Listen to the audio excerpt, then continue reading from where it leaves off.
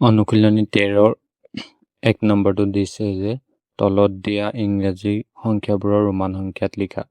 এতিয়া তলত 1 2 কে দিয়া আছে 12 লৈকে। ইয়াত আমি কি হয় ৰোমান সংখ্যাবোৰ লিখিব লাগে।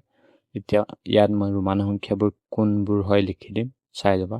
1 ৰোমান সংখ্যা এনেদৰে লিখা হয়, 2 ৰোমান সংখ্যা এনেদৰে লিখা হয়। ঠিক তেনেদৰে মই বাকীবোৰো লিখি গৈছোঁ।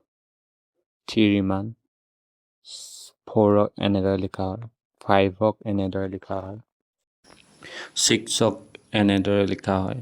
ঠিক একেদৰে 7 আছে, 7 ৰোমান সংখ্যাত এনেদৰে লিখা হয়।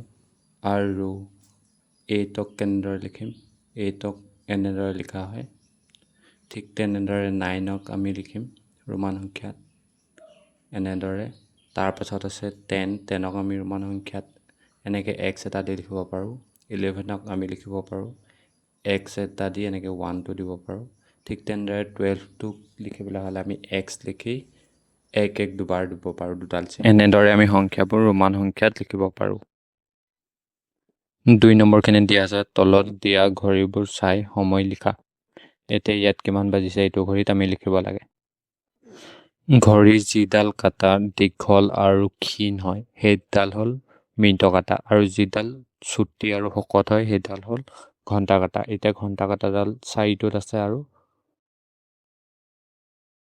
মিনিটৰ কাঁটাডাল আছে 12টোত। মানে এতিয়া আমি ক'ব পাৰিম যে 4 বাজিছে। সেইকাৰণে আমি ইয়াত লিখিম 4 বাজিছে।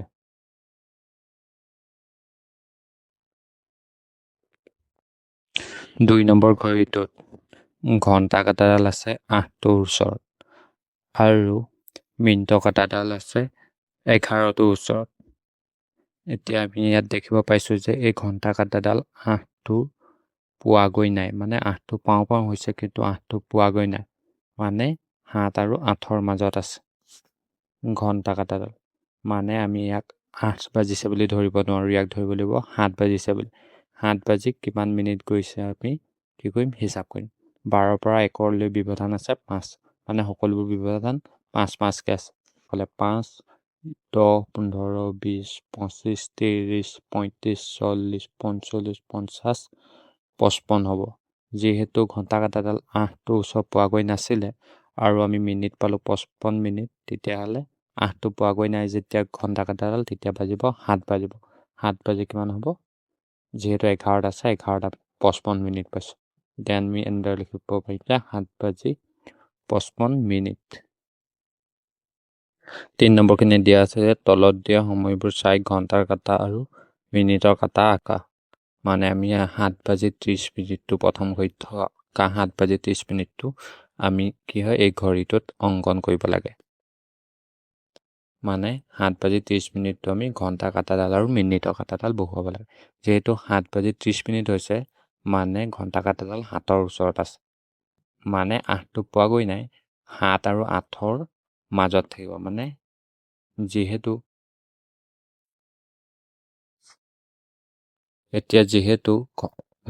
মিনিটৰ কাঁটাডাল 30 মিনিট পাৰ হৈ গৈছে, তেতিয়াহ'লে ঘণ্টা কাঁটাডালো অলপমান আগবাঢ়ি যাব, মানে 7 আৰু 8ৰ মাজত থাকিব। তেতিয়াহ'লে আমি কি কৰিম, ঘণ্টা কাঁটাডাল 7 আৰু 8ৰ মাজত দিম যাতে 8টো নাপায়গৈ। মানে এতিয়াও 7 বাজি আছে, 7 বাজি 30 মিনিট হিচাপ কৰিম। 5 10 15 20 25 আৰু 30, মানে মিনিটৰ কাঁটাডাল ইয়াত পৰিব। ইয়াত আমি মিনিটৰ কাঁটাডাল আঁকি দিম। 2 নম্বৰ ঘড়ীটোত যিহেতু 2 বাজি 5 মিনিট গৈছে, তেতিয়াহ'লে ঘণ্টা কাঁটাডাল 2টোত থাকিব। সেইকাৰণে আমি 2টো বিচাৰিম, এইটো 2 হ'ব। সেইকাৰণে ঘণ্টা কাঁটাডাল ক'ত দিম, 2টোৰ ওচৰত। যিহেতু 2 বাজি এতিয়া কিমান মিনিট গৈছে বুলি কৈছে, 2 বাজি 5 মিনিট গৈছে, তেতিয়াহ'লে মিনিটৰ কাঁটাডাল 5ত হ'ব আৰু 1টোত 5 হ'ব। সেইকাৰণে মিনিটৰ কাঁটাডাল আমি 1টো ফালে এইটোৱে হ'ব 2 বাজি 5 মিনিট। এতিয়া এই ঘড়ীটোত আমাক লিখা আছে 1 বাজি 25 মিনিট, মানে আমি 1 বাজি 25 মিনিটৰ ঘণ্টা কাঁটাডাল আৰু মিনিটৰ কাঁটাডাল আঁকিব লাগে। এতিয়া এইটো 1 হ'ব, এইটো 2। এতিয়া যিহেতু ঘণ্টাটো কি আছে 1 বাজিছে বুলি কৈছে, সেইকাৰণে আমি ঘণ্টা কাঁটাডাল 1টো ফালে দিম।